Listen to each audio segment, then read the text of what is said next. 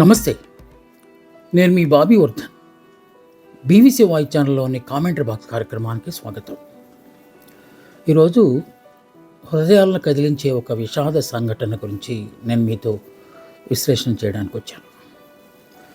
అభం శుభం తెలియని పసివాళ్ళు వాళ్ళు. రేపటి మేధో ప్రపంచానికి ఆనవాళ్ళు ఆ పసివాళ్ళు. వాళ్ళకు యుద్ధం అంటే తెలియదు. యుద్ధం ఎందుకు వస్తుందో కూడా తెలియదు. మిజైళ్ళు, డ్రోన్లు వీటికి పట్ల అవగాహనే లేదు. తెల్లటి పావురాల్లా మురిసి మెరిసేవాళ్ళు వాళ్ళు. కానీ ఆ రోజు వాళ్ళ పాలిట మృత్యు శకటం రాబోతుందని వాళ్ళకి తెలియదు. ఎప్పట్లాగానే వాళ్ళు స్కూల్కి వచ్చారు. యూనిఫామాలు ధరించి మరీ స్కూల్కి వచ్చారు. సిబ్బంది వాళ్ళని ఆహ్వానించారు, ప్రార్థన చేశారు, క్లాసులకు వెళ్ళారు. సమయం ఖచ్చితంగా 10:30 అయింది. పాఠాలు మొదలయ్యాయి. 15 నిమిషాలు గడిచిందో లేదో ఒక పెద్ద విస్ఫోటనం అక్కడ జరిగినట్టు అనిపించింది. క్షణాల్లోనే ఆ భవంతి పైకప్పు కుప్పకూలింది. ఆహాకారాలు, ఆర్తనాదాలు, ఏడుపులు. కాసేపు ఆ ప్రాంతం అంతా దద్దరిల్లిపోయింది. మరి కాసేపట్లో అక్కడ నిశ్శబ్దం ఆవహించింది. సైరన్ మోతలు, ప్రభుత్వాధికారులు, రకరకాలు వాళ్ళందరూ అక్కడికి చేరుకోవటం మొదలుపెట్టారు. ఈ విషాద సన్నివేశం జరిగింది ఎక్కడో కాదు, ఇరాన్లో. ఒక ప్రక్క అమెరికా, ఇజ్రాయెల్ అభిజాత్యపు అహంకారపు కండకవరు, మరో ప్రక్క మత ఛాందస్యంతో జరుగుతున్న యుద్ధం ఇది. ఈ యుద్ధంలో అభంశుభం తెలియని పసిబిడ్డలు, ఏమాత్రం సంబంధం లేని బిడ్డలు ప్రాణాలు కోల్పోవటం అత్యంత విషాదకరమైన సన్నివేశంగా మనం భావించాలి. ఆ బిడ్డల మరణాన్ని, వాళ్ళని ఖననం చేయడానికి తవ్విన గోతుల్ని శాటిలైట్ ఛానల్స్ చూపిస్తుంటే చూసిన వాళ్ళ గుండెలు అవిసిపోయాయి. ఇంత దారుణానికి కూడా ఒడికడతారా? పసిబిడ్డలు ఏం చేశారు? ఇంత చేస్తే వాళ్ళ వయసు 7 సంవత్సరాల నుంచి 12 సంవత్సరాల వయసు మాత్రమే. వాళ్ళు ఏం చేశారని వాళ్ళ ప్రాణాలు తీశారు. ఇంతమందిని చంపడానికి మీకు అసలు మనసు ఎలా ఒప్పింది? ఇలాంటి ప్రశ్నలు అనేక వస్తున్నాయి. అవును, మీరు వింటున్నది నిజమే. అమెరికా, ఇరాన్, ఇజ్రాయెల్ సేనలు సంధించిన క్షిపణులు నేవీ స్కూల్ మీద పడ్డాయి. ఆ నేవీ స్కూల్ మీదే ఎందుకు యుద్ధం చేశారు? అది యుద్ధ నీతేనా? జనసంచారాలు, దేవాలయాలు, పాఠశాలలు, ఆసుపత్రుల మీద బాంబు దాడులు జరగకూడదని నియమాలు ఉన్న సంగతి వీళ్ళకి తెలియదా అంటే తెలుసు.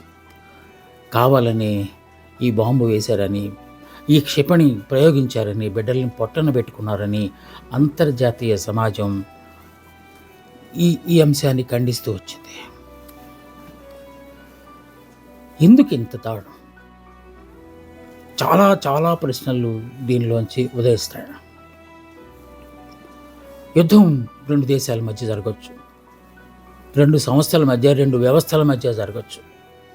ఇక్కడ యుద్ధం జరుగుతుంది ఒక అభిజాత్యానికి, ఒక అహంకారానికి మధ్య, ఒక కండకావరానికి, ఒక మత ఛాందసానికి మధ్య, ప్రజాస్వామ్యానికి లేకుంటే నియంతృత్వానికి జరుగుతున్న యుద్ధంగా దీన్ని భావిస్తే చిన్నారులు ఏం చేశారు? పసిబిడ్డలు ఏం చేశారు? వాళ్ళు ఏమైనా ఆయుధాలు పట్టుకున్నారా? బాంబులు విసురుతున్నారా? అలాంటి వాళ్ళని ఎందుకు చంపాల్సి వచ్చింది? ఐఆర్జీసీ అని చెప్పి ఇస్లామిక్ రెవల్యూషనరీ గార్డ్స్ కార్ప్స్, అది ఇరాన్ దేశానికి అత్యంత కీలకమైన యుద్ధ వ్యవహారాలకు సంస్థ. దాని ద్వారానే ఇరాన్ అనేది యుద్ధం చేస్తూ వస్తుంది. సో దాని స్థావరం మీద, లేకుంటే దాని స్థావరాన్ని లక్ష్యంగా చేసుకుని ఈ క్షిపణులు ప్రయోగించారని చెప్పి అమెరికా, ఇజ్రాయెల్ చెప్తున్నాయి. అయితే దానికి దగ్గరలోనే స్కూల్ ఉండబట్టి అది జరిగి ఉండొచ్చు అని కూడా వాళ్ళు చెప్తున్నారు. కానీ ఐఆర్జీసీకి చాలా దూరంలో ఈ నేవీ స్కూల్ ఉంది. ఐఆర్జీసీలో పనిచేసే సైనికులు అందరి తాలూకు బిడ్డలు అక్కడ చదువుతారు. ముఖ్యంగా చాలా స్కూల్స్ ఇంకా చుట్టుపక్కల ఉన్నాయి. కానీ ఈ దాడి జరిగింది మాత్రం నావికా దళం తాలూకు బిడ్డలు చదువుతున్న పాఠశాల మీద.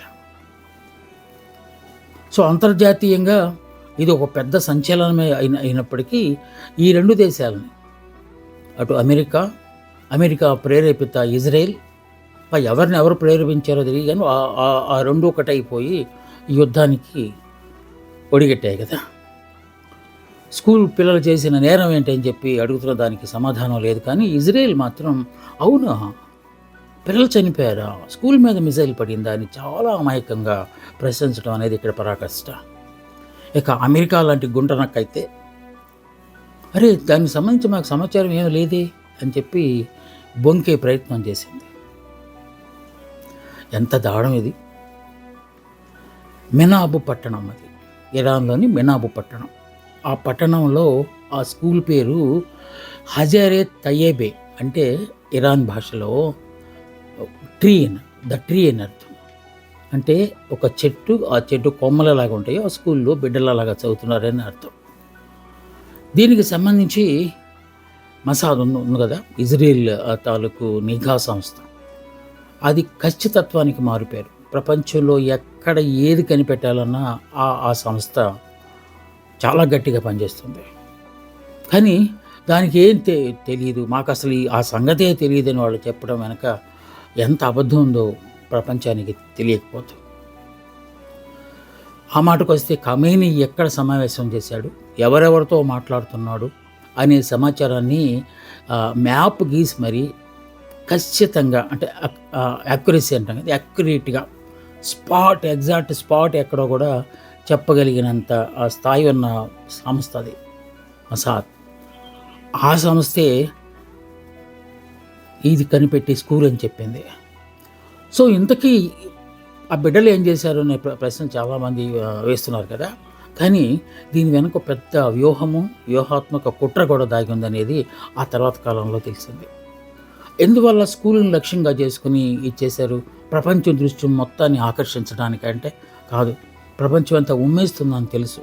కానీ ఇలాంటి చిన్నారులు కనుక చంపేస్తే ఇరాన్ దేశంలోని ప్రజలందరూ అక్కడి ప్రభుత్వం మీద తిరగబడతారు, మా ప్రాణాలు కాపాడలేను మీరెందుకు అని చెప్పి వాడు తిరుగుబాటు చేస్తారనే ఒక వ్యూహాన్ని అమెరికా, ఇజ్రాయెల్ ఆలోచించాయి. కానీ అది ఫలించకపోగా ప్రపంచం అంతా తీవ్రమైన నిరసన తెలియజేసే పరిస్థితి వచ్చింది. వాస్తవానికి ఈ మినాబ్ ప్రాంతం అని చెప్తున్నాం కదా, మనం పట్టణం అని చెప్తున్నాం కదా, ఆ పట్టణంలో ఇంకా చుట్టుపక్కల చాలా స్కూల్స్ ఉన్నాయి. అంటే వేరు కార్పొరేట్ స్కూల్స్, ప్రైవేట్ స్కూల్స్. ఇది ఒక్కటి మాత్రమే నేవీ స్కూల్. మనం ఎందాక చెప్పుకున్నాం కదా, ఈ ఐఆర్జీసీలో పనిచేసే సిబ్బంది తాలూకు బిడ్డలు చదవడానికి అక్కడ అది పెట్టుకున్నారు.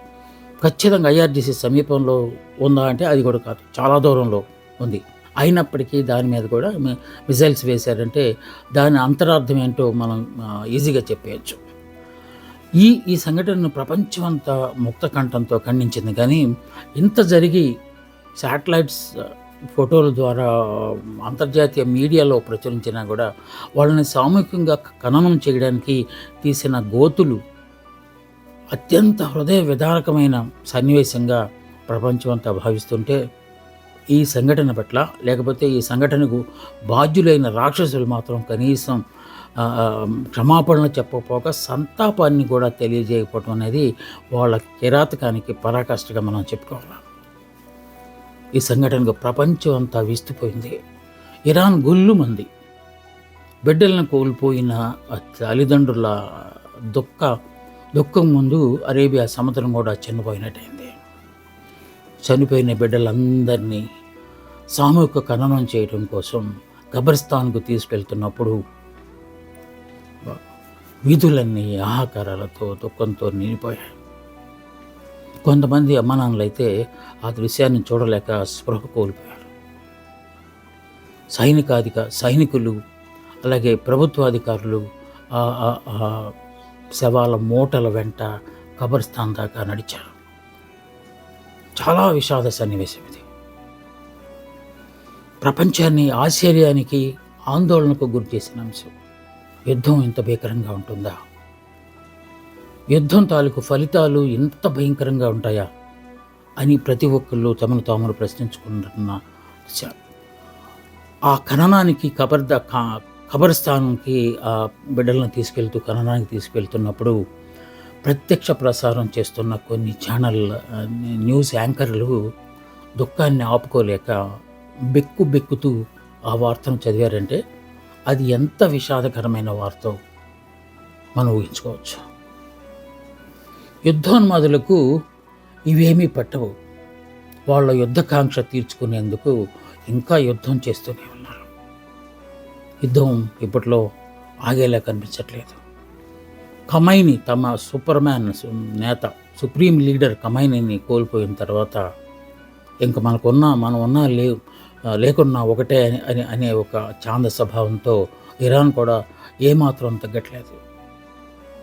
తాను కూడా రకరకాల ప్రయోగాలతో అన్ని దేశాలు, కేవలం అమెరికా, ఇజ్రాయెల్ మాత్రమే కాకుండా వాటికి సాయం అందిస్తున్న, లేకుంటే వాటి స్థావరాలకు ఆసరా కల్పించిన అన్ని దేశాలతో, ముఖ్యంగా గల్ఫ్, మిడిల్ ఈస్ట్ దేశాల మీద కూడా యుద్ధాలు చేసి తన శత్రుత్వాన్ని మరింత పెంచుకుంటుంది. కానీ ఇవేమీ ఈ బిడ్డల చావుకు సంబంధం లేని అంశాలు. ప్రపంచం దీని పట్ల చాలా సానుభూతి తెలియజేస్తూ వచ్చింది. ఏఆర్జీసీకి సమీపంలో పాఠశాల ఉన్నట్టు తమకు తెలియదు అని ఇజ్రాయెల్ చెప్పడాన్ని ప్రపంచ దేశాలు ఖండించాయి. మనం ఎందాక చెప్పుకున్నట్టు మొసాద్ అనే సంస్థ యాక్యురేట్గా ఎక్కడ ఏముందో చెప్పగలిగినంత శక్తివంతమైన, అలాగే అమెరికాకు సంబంధించిన సిఐఏ కూడా అనేక సందర్భాల్లో, ముఖ్యంగా యుద్ధ సమయాల్లో ఎక్కడ ఏమున్నదో పసిగట్టగల నిఘా సంస్థలు ఇవి రెండు. ఇవి కూడా వీటికి అనుసంధానాల నుంచి తప్పుకుపోయి స్కూల్ మీద క్షిపణి పడిందంటే నమ్మగలవా మనం? యుద్ధ వార్తల్ని ప్రసారం చేస్తున్న అల్ జజీరా దీనికి సంబంధించి ఒక ప్రత్యేకమైన వార్తా కథనాన్ని ప్రచురించింది. ఒక ప్రత్యేక ఇన్వెస్టిగేటివ్ టీంని ఈ వార్తకు సంబంధించి చెప్పింది, రంగంలోకి దింపింది. కొంతమంది దీన్ని ఇదేదో మాయ చేసిన వార్త, ఇప్పటి సంఘటన కాదు, ఇది ఎప్పటిదో సంఘటన, ఇప్పటి సంఘటనలాగా చూపించే ప్రయత్నం చేస్తున్నారని చెప్పి కొన్ని కుహన మీడియా ఛానళ్ళు కానీ, లేకపోతే అమెరికాకు బానిసలుగా ఉన్న కొన్ని ఛానల్ కానీ చెప్తూ ఉంటే అల్ జజీరా వాళ్ళందరికీ చెంపపెట్టులాగా సమాధానం చెప్పింది. మేము ప్రత్యేకంగా ఇన్వెస్టిగేట్ చేసి ఇదంతా మేము ఈ సమాచారాన్ని మీకు ఇస్తున్నాం, ఇది యుద్ధకాంక్షకు ఒక సింబల్గా మేము పేర్కొంటున్నాము అని చెప్పి వాళ్ళు ఒక ప్రత్యేక కథనాన్ని ప్రసారం చేశారు. అలాగే BBC, CNN, ముఖ్యంగా రాయిటర్ లాంటి ఒక అంతర్జాతీయ సంస్థ కూడా ఇది తాజాగా జరిగిన దాడి అని నిర్ధారించాయి.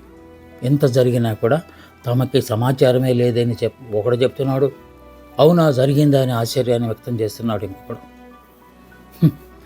కళ్ళు మూసుకుని పిల్లి పాలు తాగుతున్నట్టుగా వాళ్ళు లోపలైతే సంతోషిస్తూ, మనం అనుకున్నాం కదా ఇందాక, దీనికి ప్రధానమైన కారణం ఏంటంటే ఇలాంటి సంఘటనల వల్ల ఇరాన్ దేశంలోని ప్రజలు రోడ్ల మీదకి వస్తారు, అక్కడ అంతర్యుద్ధం మొదలవుతుంది, అప్పుడు ఉన్నా లేనట్టున్న ఆ ప్రభుత్వం కూడా కూలిపోతుంది అని చెప్పి ఇటు పక్క నుంచి రెచ్చిపోయి, లేకపోతే రెచ్చగొట్టే ప్రకటనలు ఇంకా వస్తూనే ఉన్నాయి.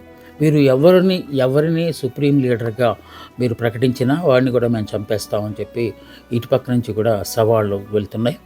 చూద్దాం ఎక్కడి దాకైనా మేము వెళ్తామని చెప్పి అటుపక్క వస్తున్నాయి. ఈ సవాళ్ళు, ప్రతి సవాళ్ళు, మిజైళ్ళు, డ్రోన్లు ఇవన్నీ మెల్లమెల్లగా ప్రక్క దేశాలకు కూడా పాకుతున్నాయి. సో ముఖ్యంగా ఆ చమురు నిల్వలు ప్రయాణం చేయాల్సిన హర్మోజ్ నది ప్రవాహక ప్రాంతంలో జలసంధి అంట కదా, ఆ జలసంధి దగ్గర ఇరాన్ తన పట్టును సాధించుకుంది. చాలా ప్రపంచ దేశాలకి ఈ మార్గం ద్వారానే ఆయిల్ సరఫరా జరగాలి. సో దాన్ని కనుక తాము కట్టడి చేయగలిగితే అప్పుడు దిగొస్తాయి దేశాలన్నీ, అప్పుడు మా వైపు నడుస్తాయని చెప్పి వాళ్ళు ఒక పనికిమాలిన ఒక వ్యూహాన్ని పనినట్టున్నారు. మళ్ళా తాజాగా మాత్రం ఇది అందరికీ వర్తించదు, మాకు శత్రువులుగా ఉన్న వాళ్ళ నౌకలు మాత్రమే ఆపుతాం అని చెప్పి ఒక సర్దుబాటు చేసుకునే ప్రయత్నం చేశారు. ఇవన్నీ ప్రాణాలు కోల్పోయిన బిడ్డలకి ఏం తెలుసు? అమెరికా, ఇజ్రాయెల్ వర్గాలకు స్కూల్ గురించి తెలియదు, లేకపోతే స్కూలు ధ్వంసమైనట్టు తెలియదు అని చెప్తే అమాయకులు కూడా నమ్మని పరిస్థితి. కానీ వాళ్ళు ఇంకా నమ్మించాలని చూస్తున్నారు. చాలా దేశాలు సంతాప సందేశాలు పంపించాయి. పసిబిడ్డలు కదా, ఎవరికైనా హృదయం కదిలిస్తుంది. అదే తమ బిడ్డలకు ఆ పరిస్థితి వస్తే అనే ఒక ఆలోచన రాగానే గుండె దుఃఖంతో పూడుకుపోతుంది. అదే జరుగుతుంది ప్రస్తుతం ప్రపంచంలో. అల్జజీరా చేసిన ఆ ఇన్వెస్టిగేటివ్ స్టింగ్ ఆపరేషన్లో వాళ్ళు చెప్పింది ఒకటే, ఇది కావాలని కత్తిగట్టి ఈ దాడి జరిగింది అని చెప్పి వాళ్ళు చెప్పారు. ఇక అంతర్జాతీయ సమాజం, అంతర్జాతీయ న్యాయస్థానం, ఆమ్నెస్టీ ఇంటర్నేషనల్, విశ్వ మానవ హక్కుల సంఘాలు ఏకకంఠంతో ఈ సంఘటనను ఖండించాయి. తమ సానుభూతిని అయితే తెలియజేశాయి, కానీ ప్రాణాలు కోల్పోయిన బిడ్డలను తీసుకురావడం అనేది ఎవరి వల్ల కాని పరిస్థితి. ఇది అతి క్రూరమైన ఆటవిక చర్యగా ఆమ్నెస్టీ ఇంటర్నేషనల్ పేర్కొంటే, అంతర్జాతీయ న్యాయస్థానం మాత్రం ఇలాంటి వాళ్ళకు శిక్ష పడి తీరుతుంది అని చెప్పి మాత్రం ఒక మాట మాత్రం అనగలిగింది. చిన్నారుల ఉసురు పోసుకున్న ఇజ్రాయెల్ అమెరికాలకు తప్పక తగిన శాస్తి జరుగుతుందని చెప్పి బిడ్డలను కోల్పోయిన తల్లిదండ్రులు శాపనార్థాలు పెడుతున్నారు. ఏ పాపం తెలియని తమ బిడ్డల్ని కిరాతకంగా చంపేసిన ఆ దుష్మాన్లను అల్లా తప్పనిసరిగా శిక్షిస్తాడు అని చెప్పి వాళ్ళు శాపనార్థాలు పెడుతున్నారు. ఏమో ఇవన్నీ ఫలిస్తాయో లేదో తెలియదు, కానీ చిన్నారి బిడ్డల ప్రాణాలు, అసలు విషయం తెలుసా, వాళ్ళు ఆడపిల్లలు, అందరూ ఆడపిల్లలే. సిబ్బంది, టీచర్లు అలాంటి వాళ్ళు కూడా ఆడపిల్లలే, ఆడవాళ్ళే. అంటే ఆడవాళ్ళకి చావు ఒకటి, మగవాళ్ళకి చావు ఒకటి అని కాదు. సహజంగానే మెతక తత్వం ఉండే బిడ్డలు, ఆడబిడ్డలు, లేకపోతే ఎదురు తిరగడానికి అంటే సంకోచించే బిడ్డలు, ప్రశ్నించడానికి ప్రయత్నించని బిడ్డలుగా మనం ఆడబిడ్డలను అనుకుంటాం. పైగా వాళ్ళు ఏమన్నా పెద్దవాళ్ళ 7 సంవత్సరాల నుంచి 12 సంవత్సరాల వయసు మధ్యలో ఉన్నవాళ్ళు మాత్రమే. అంటే కేజీలు, మ్యాక్సిమం 3 తరగతి వరకు చదువుతున్నవాళ్ళు. ఈ విషాద సంఘటన పునరావృతం కాకూడదని, ఇలాంటి గర్భశోకం ఏ తల్లిదండ్రులకు రాకూడదని మనం కూడా కోరుకుంటాం. ఈ సంఘటనకు బాధాతప్త హృదయంతో BBC ఛానల్, వాయిస్ ఛానల్ కూడా ఆ బిడ్డలకు నివాళి తెలియజేస్తుంది. ఆ తల్లిదండ్రులకు ప్రగాఢ సంతాపాన్ని తెలియజేస్తుంది. ఇది ఇవాళ కామెంటరీ బాక్స్లోని అత్యంత విషాదకరమైన సంఘటనకు సంబంధించిన విశ్లేషణ. మీరు దుఃఖంలో పాలు పంచుకుంటారని, ఆ బిడ్డలకు శాంతి కలగాలని చెప్పి ఆశీర్వదిస్తారని ఆశిస్తారు. నమస్తే, మీ బాబీ వర్ధన్.